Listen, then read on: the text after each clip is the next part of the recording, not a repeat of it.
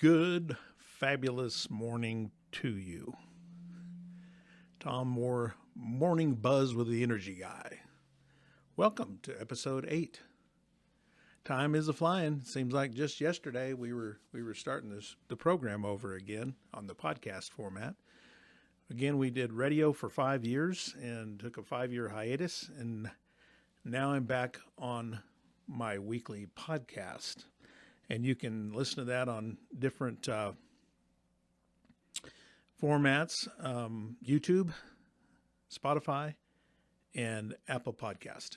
So you can see it all on those different formats or platforms. So we'll get right after it. I'm going to recap a little bit. We've talked about the pie chart that I have on our Facebook page, Morning Buzz with the Energy Guy. There's a pie chart on there, so we started off the first few shows talking about where your energy bill goes, how it breaks down. And the first show we showed that the largest piece of the pie, the energy pie, was heating and cooling, which accounts for 50% on average of your electric bill or utility bill. The next show we did water. We showed that water heating was 13% of your utility bill, followed by lighting, 10%. And then I skipped a couple of shows and we talked about other things. But today I want to get back to that pie chart. And you can reference this pie chart on Morning Buzz with Energy Guy Facebook page. But the next two I want to do together, they're 7% each. So I just want to knock those out. We need to move on from the pie chart. It gets kind of old, but it's something I feel like, folks need to know.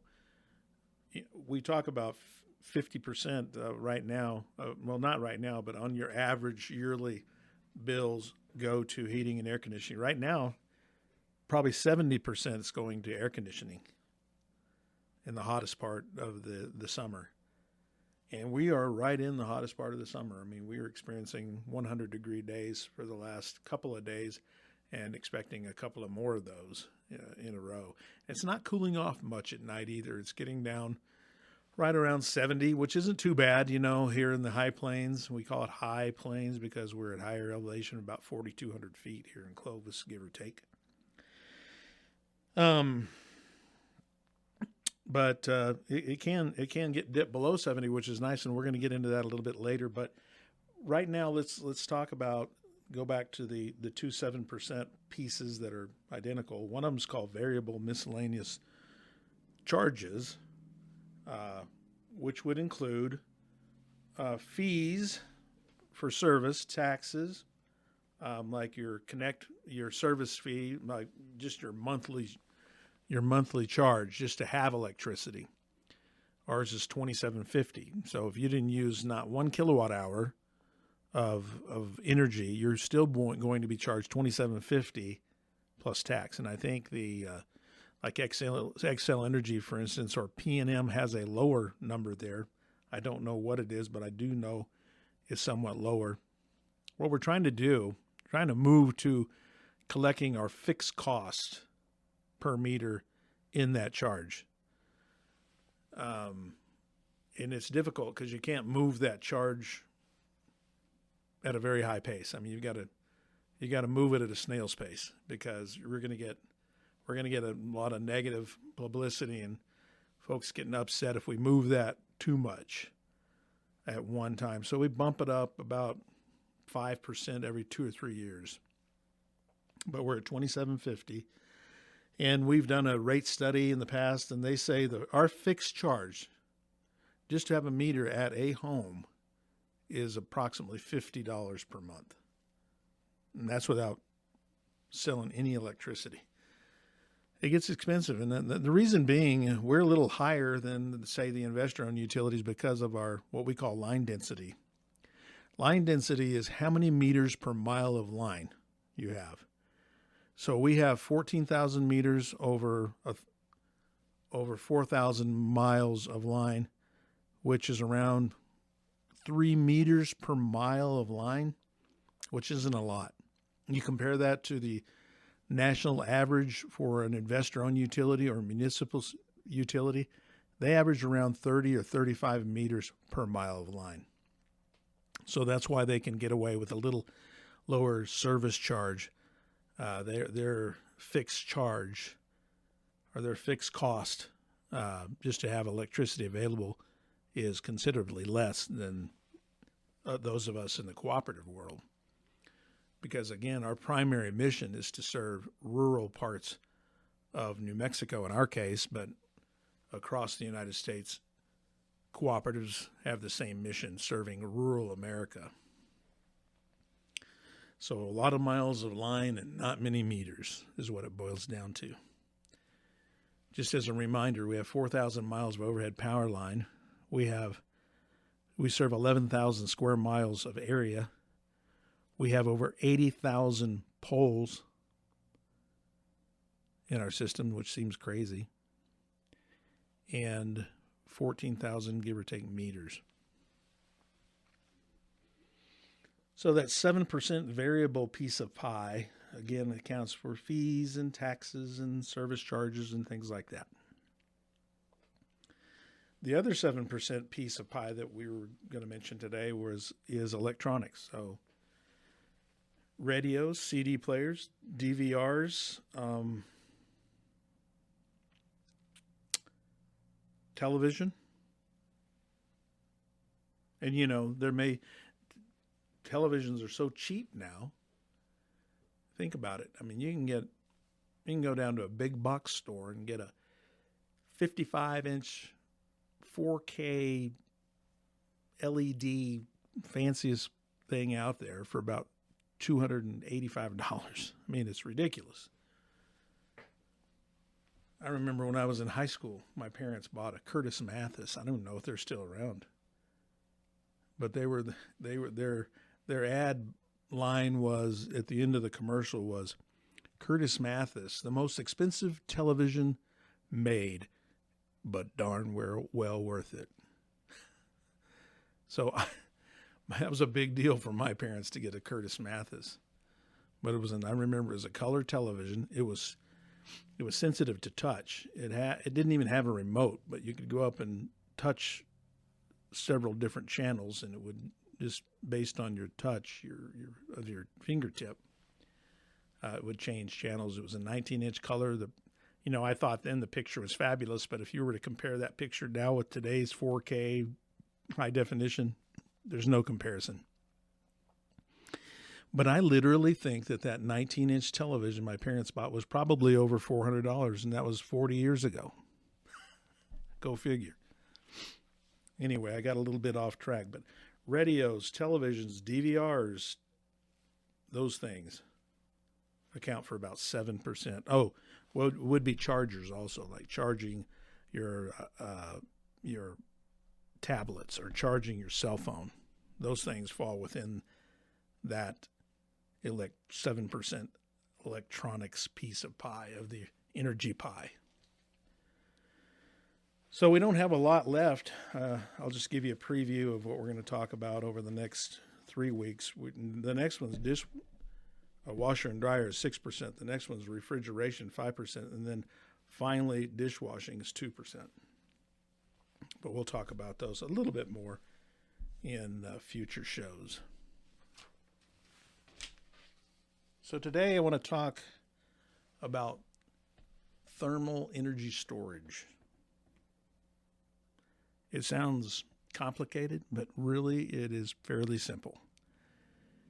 What is it? Thermal storage capacity in a home refers to the ability of a building's materials to absorb, store, and release heat energy. That will influence temperature fluctuation and potentially reduce reliance on heating and cooling systems. Fact. It's essentially the heat battery of a house, where materials like concrete, brick, marble, or stone can absorb heat during the day and slowly release it during the night, or vice versa, helping regulate indoor temperature and potentially save energy. So I'm going to say it's bad in the summer and it's good in the winter.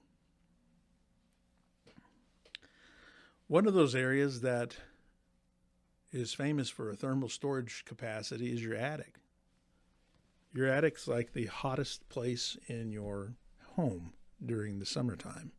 And this is why it's a bad thing during thermal storage capacity. That attic could reach 140 degrees Fahrenheit during the summer if it's 100 out the side. And there's no air movement typically. And that is bearing down on your ceiling of your home. So what does that make in your air conditioner do? Run harder. Okay. So air conditioners are designed to cool the ambient temperature, the air in your home, not the mass. It's not designed to cool your couch or your marble coffee table or your tile floor or your attic, right? It's cooling the air. So when the ambient air temperature reaches your desired temperature, which might be 70, 78 is what we hope you would keep especially during these 100-degree days. The last thing you want to do on 100-degree days is go in your house and drop your thermostat below 78. Because that temperature difference, which is 22 degrees from outdoor to indoor, that should be enough, particularly if you have ceiling fans or some kind of oscillating fan that will create a comfortable draft. That ought to be plenty. I promise you, if it's 100 degrees out, you spent 5 minutes outside from your car to your house, and maybe you went and pulled a couple of weeds or whatever, checked the mail, and by the time you got to your house and walked in, 78 degrees feels pretty darn good, especially if you had that draft that I'm talking about, created by ceiling fans in the counterclockwise position for summer. So if you're looking at it and looks like, you picture a clock up there, and if it's turning in a counterclockwise rotation, that's the proper direction. But again, when the AC turns off,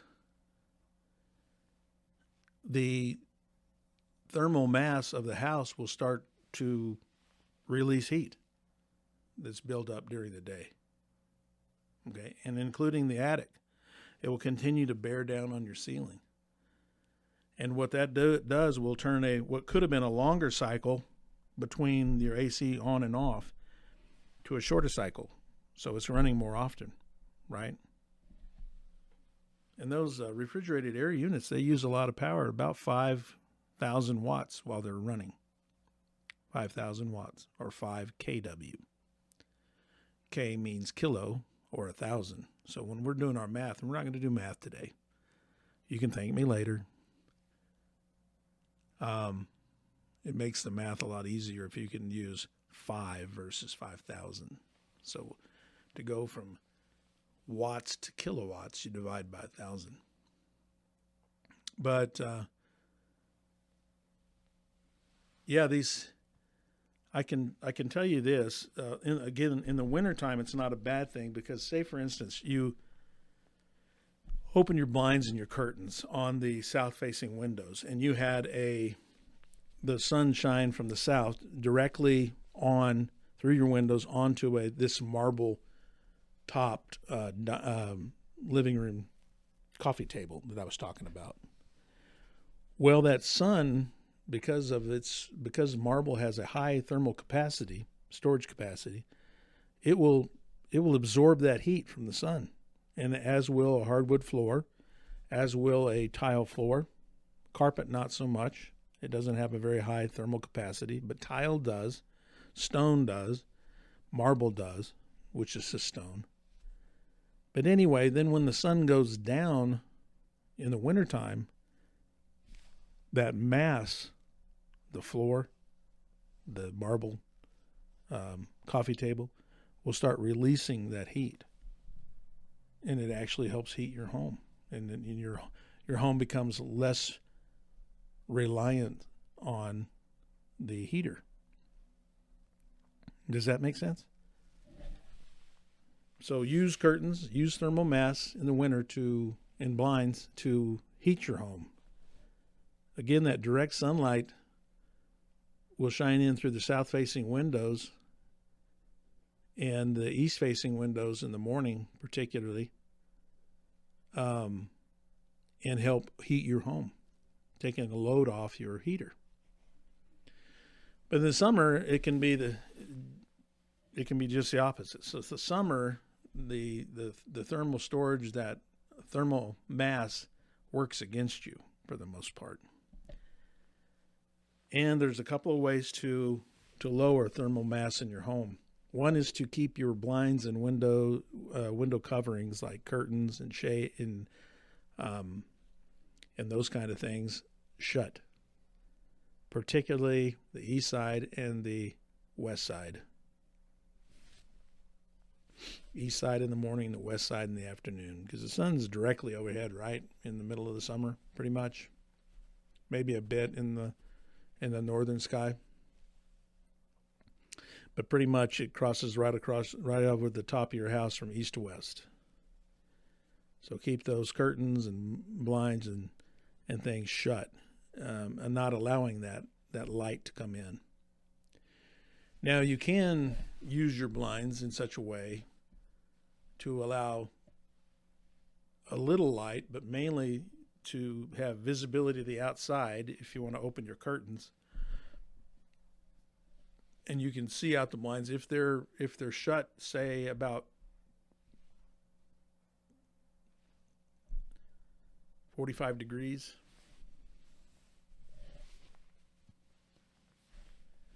And then so you can still see out, but it's blocking the sun from coming in. So you can use them that way.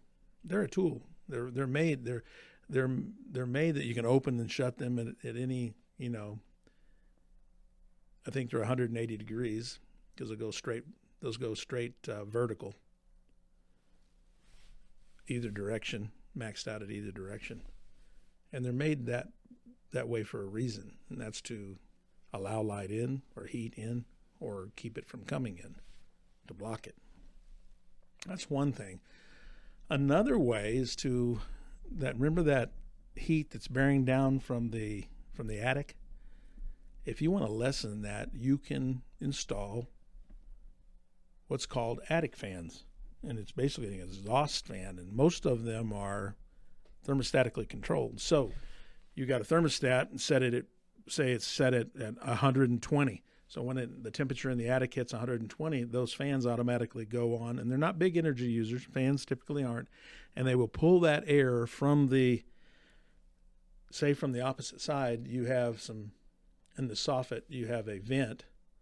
It'll pull that air to the opposite side of the house where it's expelling the fan is expelling that heat.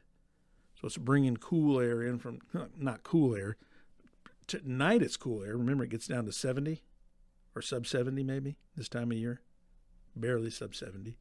But it'll pull that cooler air in and exchange that air, the hot air that had built up. But of course, there's still thermal mass in there. There's all the studs. Insulation is a thermal mass. So it'll put off heat throughout the night. And where's that heat trying to go? It's trying to go to cool. Where's cool? In your living room, in your bedroom. It's trying to get through the ceiling. Heat chases cold. Keep that in mind. So I thought there's got to be a better way. So I did some research, and I found this company called Quiet Cool. And they have what's called a whole home fan. Man, I got to get one of these.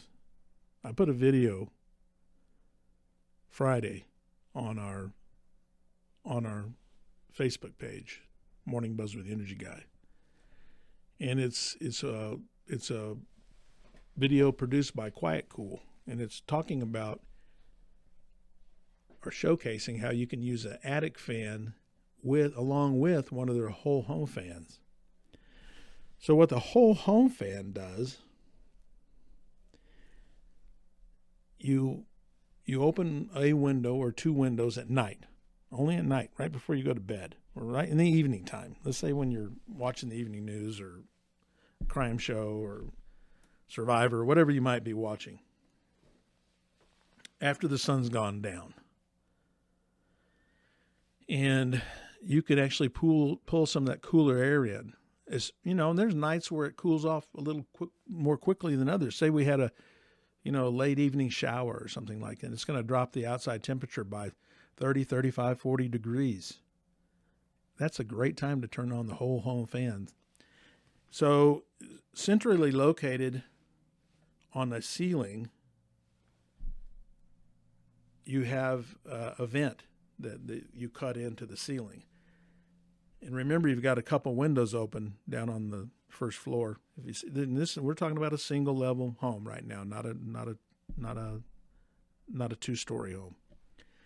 So you got a couple windows open where it's going to draw that air. You got a vent that measures, 24 inches by 3 feet, something like that. And it's nice and neat. And then that goes into some duct work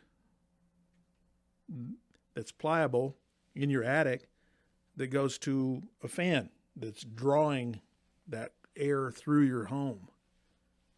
And again, those fans don't use much electricity. Now you couple that with the attic fan, which is exhausting all the air that's coming into the attic or that's come in during the day, and pulling that thermal mass heat that's stored